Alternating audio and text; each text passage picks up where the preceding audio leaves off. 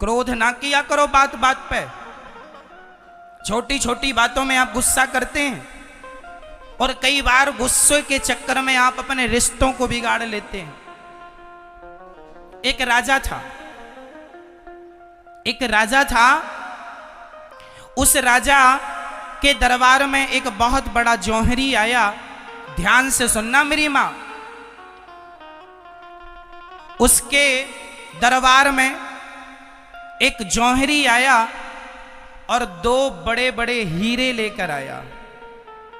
दो हीरे बिल्कुल एक से, एक वजन, एक कटिंग, एक सी चमक लेकर के आया।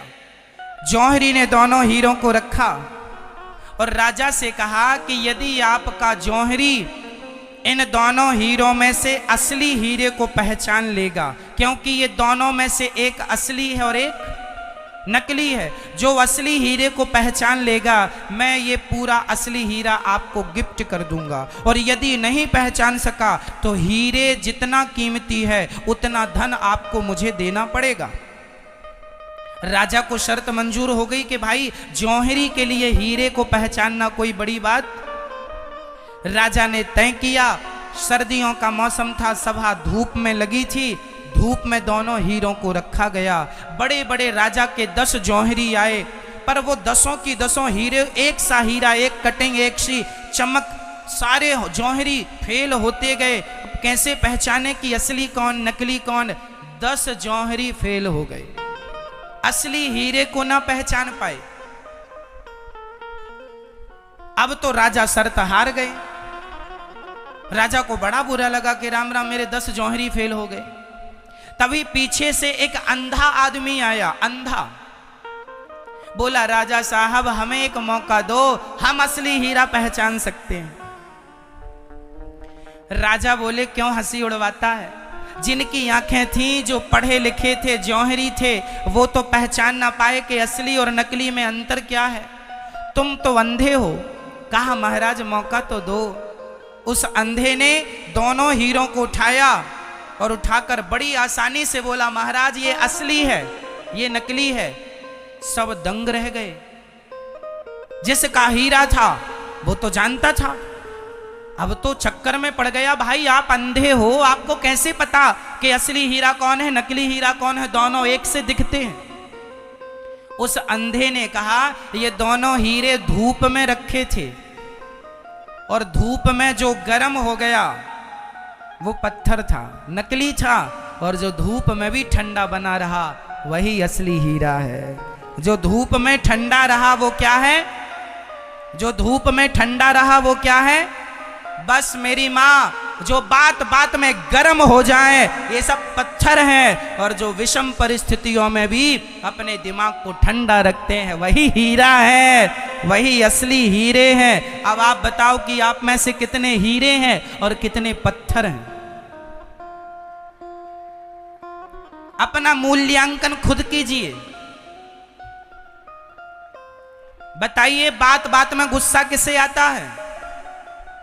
जिसे बात बात में गुस्सा आता है वो आदमी, वो पत्थर है, 2 कौड़ी का आदमी है। बात बात में गुस्सा क्रोध करने वाले वो अपना मूल्यांकन करें। 2 कौड़ी के लोग हैं। पत्थर का क्या मूल्य होता है? जबकि बड़ी बड़ी बातों पर भी वो अपने दिमाग को ठंडा रखें। वो कौन होते हैं? वो असली हीरे होते हैं। तो गोस्वामी जी कहते हैं, काम क्रोध, काम क्रोध, ये दोनों कहां ले जाने वाले रास्ते हैं? जोर से, जोर से। नाथ नरक के पंथ, नरक के दरवाजे हैं। तो काम से बचिएगा, पराई स्त्री पराये पुरुष से बचिएगा, काम क्रोध से बचिएगा। बात बात में गुस्सा नहीं। जहां क्रोध करने के, हम ये नहीं कहते कि गुस्सा नहीं करना चाहिए। अच्छा बताइए, गुस्सा करना सही है कि गलत है? बोलो, गुस्सा करना सही है कि गलत है? बोलो हाँ या ना। गुस्सा करना सही भी है और गलत भी है। कहां गुस्सा करना चाहिए और कहां नहीं, इसकी कंडीशन है, स्थिति है। कहा करें, अब मैं 2 उदाहरण देता हूं, उदाहरण शास्त्रों के हैं, सुनिएगा। पहला, भरी सभा में द्रौपदी की साड़ी खिंचती रही, क्या भीष्म पितामह को गुस्सा आया? बोलो हाँ या ना? जबकि गुस्सा आना चाहिए था। बोलो हाँ, गुस्सा आना चाहिए था ना। भरी सभा में द्रौपदी की साड़ी खिंच रही थी, पितामह को गुस्सा आना चाहिए था, परंतु गुस्सा नहीं आया तो बाणों की सैया मिली। और दूसरा, जटायु, जब रावण सीता मां का हरण किया, जटायु दौड़ पड़ा, रे रे दुष्ट ठाण के न होई, खड़ा हो जा, आज मेरी बेटी को हाथ लगाया तेरे हाथ काट दूंगा। जटायु पक्षी था, भिड़ गया। रामचरितमानस में लिखा है, रामचरितमानस में जटायु ने पंखों से ऐसा प्रहार किया कि कुछ क्षणों के लिए रावण मूर्छित होकर जमीन में गिर पड़ा था। फिर होश आया रावण को, तो रावण ने पंख काट दिए कृपाण से, जटायु के पंख। जटायु नीचे गिर गए। जटायु से किसी ने कहा, क्यों, क्या तुम्हें पता नहीं था कि रावण से पंगा लोगे तो परिणाम यही होगा? जटायु ने कहा, खूब जानता था कि जटायु जानता था कि रावण से पंगा लूंगा तो परिणाम यही होगा, तो क्यों चले गए मरने?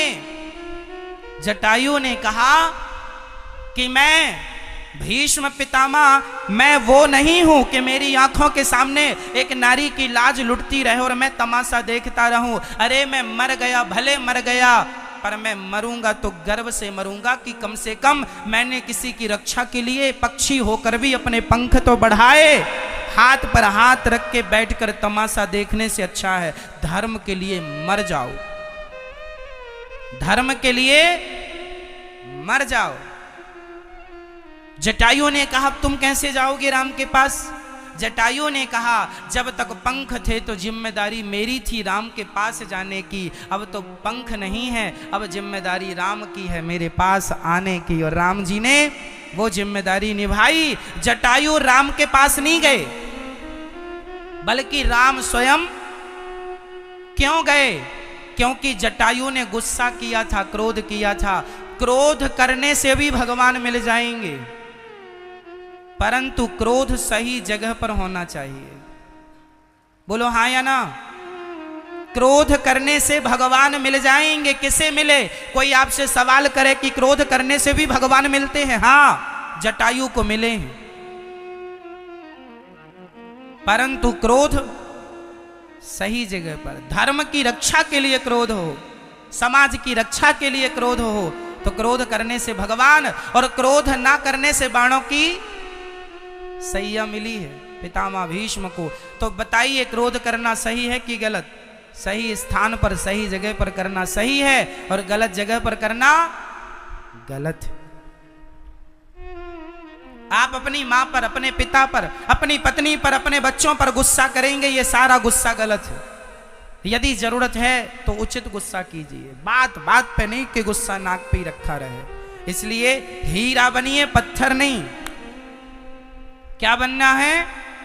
जोर से, हीरा पत्थर नहीं।